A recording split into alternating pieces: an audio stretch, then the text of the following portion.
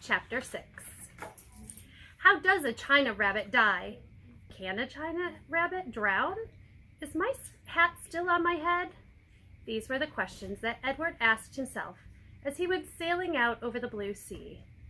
The sun was high in the sky, and from what seemed to be a very long way away, Edward heard Abilene call his name.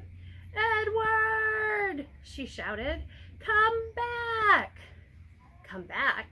Of all the ridiculous things to shout, thought Edward.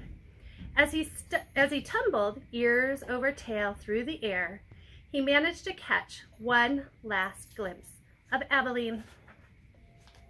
She was standing on the deck of a ship, holding onto the railing with one hand.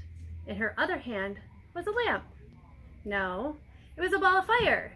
No. Edward realized it was his gold pocket watch that Abilene held in her hand.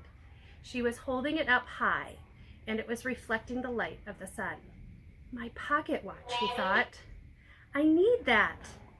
Then Abilene disappeared from view, and the rabbit hit the water with such tremendous force that his hat blew off his head.